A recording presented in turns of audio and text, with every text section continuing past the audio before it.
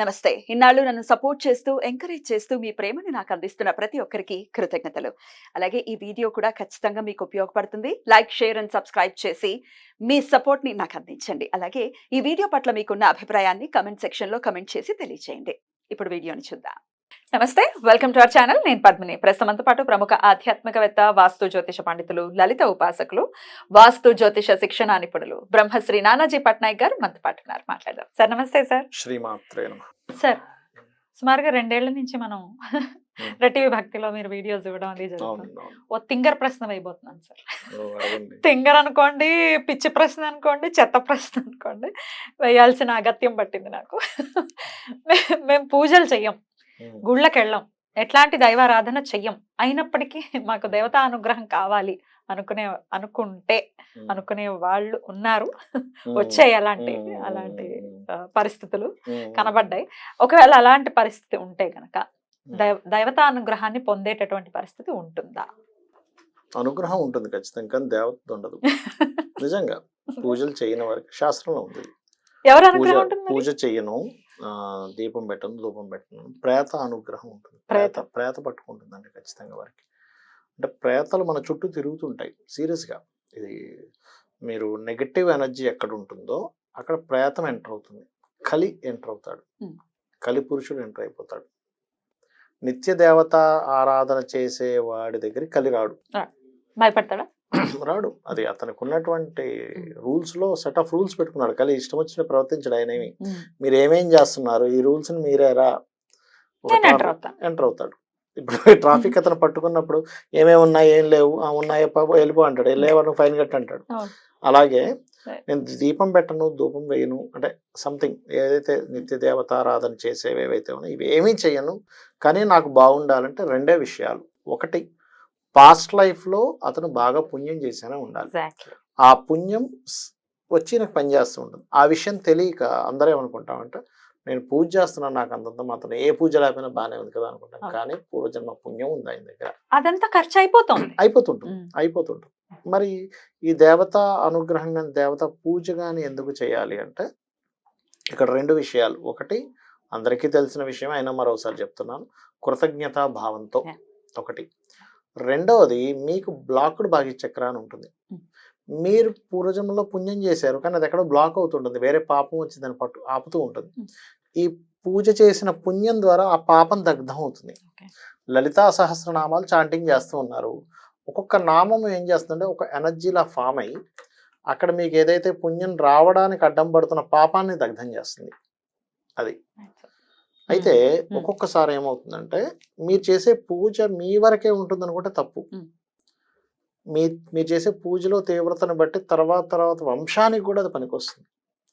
మీరు ఎటువంటి పూజలు పునస్కారాలు చేయకుండా ఉన్నప్పుడు మీ నెక్స్ట్ జనరేషన్స్ కూడా అది ఎఫెక్ట్ ఇస్తుంది. ఆ దారిద్ర్యం అనేది ఇస్తుంది, గ్యారంటీగా ఇస్తుంది. ఎందుకంటే మీ శారీరకంగా ఏదైతే మనకు ఉన్నాయో ఇవేవైతే మనం నెక్స్ట్ జనరేషన్స్ కి ఇస్తుంటాంగా, షుగర్లు, బీపీలు ఇవన్నీ, అలాగే డిఎన్ఏ ఎలా అయితే పర్ఫెక్ట్ గా ట్రాన్స్ఫర్ అవుతుందో మనం చేసేటువంటి పాపము, పుణ్యము, పూజలు ఇవన్నీ కూడా ట్రాన్స్ఫర్ అవుతాయి. అందులో ఎటువంటి సంశయము లేదు. రైట్. అయితే కొంతమంది మనం చూస్తూ ఉంటాం సార్, రకరకాల పరిస్థితులు ఉంటాయి వాళ్ళకి. వాళ్ళ హస్బెండ్ ఒప్పుకోకపోవచ్చు, ఏమంటే అస్సలు మమ్మల్ని దేవుడు అంటేనే వాళ్ళు చిర్రెత్తుకొస్తారు, చేయనివ్వరు అనే పరిస్థితి ఒకటి ఉండొచ్చు. పెద్దవాళ్ళు నేర్పలేదండి, ఏదో శనివారం ఏదో అగరబత్తి చూపించటము, లేకపోతే శనివారమే దీపం పెట్టడం, మొత్తం 7 days లో ఒక్క డేనే దీపం పెట్టడం, ఇట్లా వాళ్ళ బ్రాటప్ లో రకరకాల ఉంటాయి, రకరకాల పద్ధతులు ఉంటాయి. మరి ఇట్లా సార్ మార్చుకోవడం ఎట్లా ఈ పరిస్థితుల్ని? అంటే ఫస్ట్ ఆఫ్ ఆల్ ఇక్కడ ఏమైపోయిందంటే భగవంతుడు అనేటువంటి విషయం దగ్గరకు వచ్చారు కనబడ్డు, ఇది ఎంతవరకు ఉన్నాడు అనేటువంటిది తిరుగుతూ ఉంటుంది, ప్రతి ఒక్కరిలో ఉంటుంది అమ్మాయి. ఎందుకంటే నాకు చాలా మంది ఫ్రెండ్స్ ఉంటారు కదా, అడుగుతుంటారు నిజంగానే ఉన్నాడంటావా, నాకు ఒక్కోసారి లీల కనిపిస్తుంది, ఒక్కోసారి కనిపించట్లేదు, ఆ యొక్క ఇది అర్థమవుతుంది, ఒక్కోసారి అర్థం కావట్లేదు. అంటే అదే మాయ. మీకు ఉన్నాడు, భగవంతుడు ఉన్నాడు, అతని విశ్వాన్ని మొత్తం నడుపుతున్నాడు అనేటువంటి విశ్వాసం మీకు రావాలి అంటే పురాణాలు, భాగవతము, ఇతిహాసాలు, రామాయణము, మహాభారతం ఇవన్నీ చదవాలి.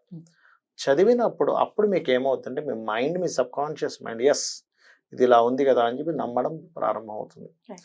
మీ సబ్ కాన్షియస్ మైండ్ ఎంత పవర్ఫుల్ అంటే మీరు ఒక విషయాన్ని ఇది భగవంతుడు నాకు చూసుకుంటాడని బలంగా నమ్మితే ప్రకృతిలో ఉన్న చిన్న సూక్ష్మ క్రిమితో సైతం మీకు సహకరించడం స్టార్ట్ అవుతుంది. Yeah. ఇప్పుడు మీరు బాగా నమ్మారు, లలిత అమ్మవారిని రెగ్యులర్గా పూజ చేసుకుంటున్నారు, ఒక ధర్మబద్ధంగా ఉన్నారు. ఇక్కడ మళ్ళీ ఒక విషయం గుర్తుపెట్టుకోండి. ఇప్పుడు మీరు ఇక్కడ ఒక క్వశ్చన్ అడగొచ్చు, ఎట్లాగా మనకి చూడండి, ఇప్పుడు ఈ ఎలక్షన్స్ టైం కావచ్చు, లేకపోతే పెద్ద పెద్ద బిజినెస్ మ్యాన్స్ కావచ్చు, వీళ్ళందరూ కూడా పూజలు చేస్తుండొచ్చు. వీళ్ళు ఒక చండీ యాగం చేసి ఉండొచ్చు, అపోజిషన్ పార్టీ వాళ్ళు కూడా చండీ యాగం చేసి ఉండొచ్చు.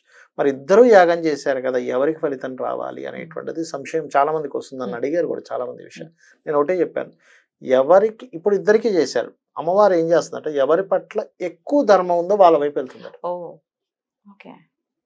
ఇద్దరిలో కూడా ఎన్నో కొన్ని మైనస్లు ఉంటాయి కదా, మనిషి అన్నాక ఉంటాయి. ఎందుకంటే రాజకీయం అంటేనే అక్కడ పోయిన తర్వాత అవతల వాళ్ళ మీద ఎత్తులు పై ఎత్తులు, గందరగోళాలు, గొడవలు, నానా ఉంటాయి. అక్కడ ఎవరి పట్ల ఎక్కువ ధర్మం ఉందో ధర్మం యొక్క పాలు పెరుగుతాం అటువైపు వెళ్తుందట అమ్మవారు. అలా చూస్తారా? అలా చూస్తారు.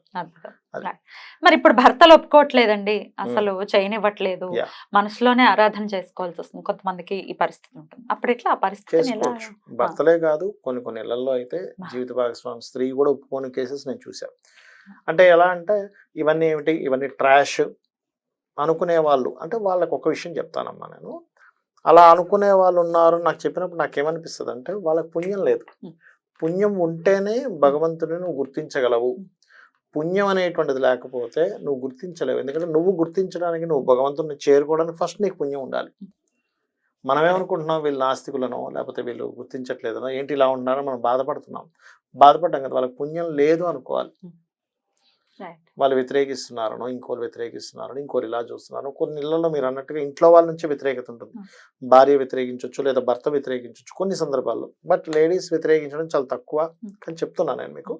అలాంటప్పుడు మన ధర్మశాస్త్రంలో, మన సనాతన ధర్మంలో మనసులో ఆరాధించుకునే ఉంది. మీకు బయటకు కూడా తెలియదు కదా అది. నిజంగా వ్యతిరేకిస్తున్నారు, ఇంట్లో పటాలు పెట్టనివ్వట్లేదు, పూజ చేయనివ్వట్లేదు, దీపారాధన చేయనివ్వట్లేదు, ఇవన్నీ ఇంకా నువ్వు మూఢత్వంలో ఉన్నావా అనుకుని మాట్లాడుతున్నారు. కొంతమంది మాట్లాడతారు ఇది మూఢత్వం అనుకుంటారు. భగవంతుడు ఎవరైతే విశ్వానికి మూలమో అతన్ని ఆరాధించడం కూడా మూలత్వం అనుకునేటువంటి ఇది. ఎందుకంటే కలి ప్రభావం ఇదంతా. ఇది ఏంటంటే కలి పురుషుడికి ఇచ్చినటువంటి దీంట్లో కలి యొక్క ప్రభావం. కలి ఎంటర్ అయిపోతాడు అక్కడికి. ఎంటర్ అయిపోయినప్పుడు ఇట్లాంటి ఆలోచనలే వస్తాయి. వచ్చినప్పుడు మనకి అటువంటి ఆలోచనలు తిరుగుతూ ఉండేసరికి అవతల ఒప్పుకోవట్లేదు, కానీ మనకు చేయాలనుంది, మనసులో హ్యాపీగా చేసుకోవచ్చు కూర్చొని. ఖచ్చితంగా పరిస్థితి మారుతుంది, అంతేనా? ఎందుకంటే అటువంటి సిచ్యువేషన్ లో కూడా చేసావు కదా నువ్వు. అన్ని సమకూరినప్పుడు చేయడం కంటే కూడా ఏది నాకు సహకరించట్లేదు కానీ నేను నీ పాదాలు పట్టుకున్నాను తల్లి అన్నప్పుడు అమ్మవారు ఖచ్చితంగా కరుణిస్తుంది ఆ క్షణంలో. ఖచ్చితంగా.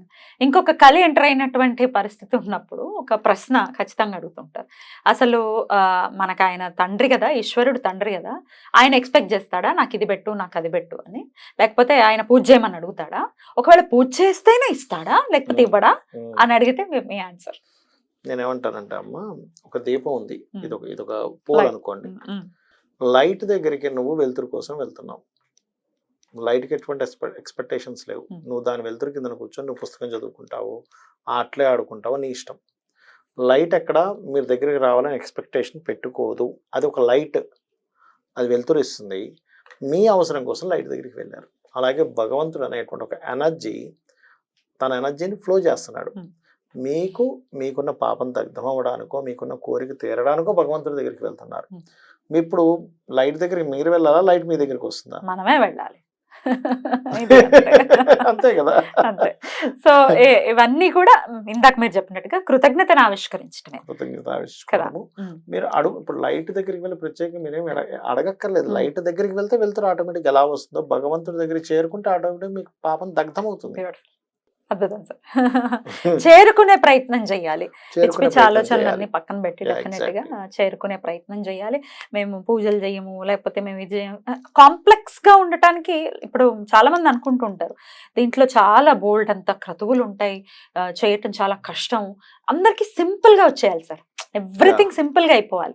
జస్ట్ మేము ఏం చేయమండి, జస్ట్ 3 సార్లు ఈ మంత్రం చదువుతాం వచ్చేయాలి నాకు రాజయోగం అని అనుకుంటే ఏమిటది, ఎట్లా అంత పెద్ద పాప దగ్ధం అవ్వాలి, అంత పెద్ద పాప ఎట్లా జరుగుతుంది, పండు ఉంది, నువ్వు ఇంత చిన్నదాంతో అవ్వాలంటే ఎట్లా అవుతుంది, కొంచెం అయినా ఆలోచించాలి కదా. కొంచెం మనం కష్టపడాలి. 10th క్లాస్ పాస్ అవ్వాలంటే ఎంత కష్టపడాలి కదా. ఎల్కేజీ సిలబస్ తో 10th పాస్ అవుతా అంటే ఎనీవేస్ ఇది డెఫినెట్ గా ఇవన్నీ కూడా ప్రాక్టికల్ గా ఆలోచించాలి. భగవత్ సంబంధించిన విషయాలు కూడా బ్యూటిఫుల్ సార్, చాలా బ్యూటిఫుల్ గా ఎక్స్ప్లెయిన్ చేశారు. డెఫినెట్ గా ఇది అర్థం చేసుకుని స్వామికి ఎంత ఆరాధన చెయ్యాలి, మనం ఎంత ఆరాధన చేస్తే స్వామికి దగ్గర అవుతాం అనేది డెఫినెట్ గా మననం చేసుకుంటూ స్వామి ఆరాధన మన వాళ్ళందరూ చేసుకోవాలని మనస్ఫూర్తిగా కోరుకుంటూ థ్యాంక్ యూ సార్. నమస్తే. శ్రీమాత్రే నమః.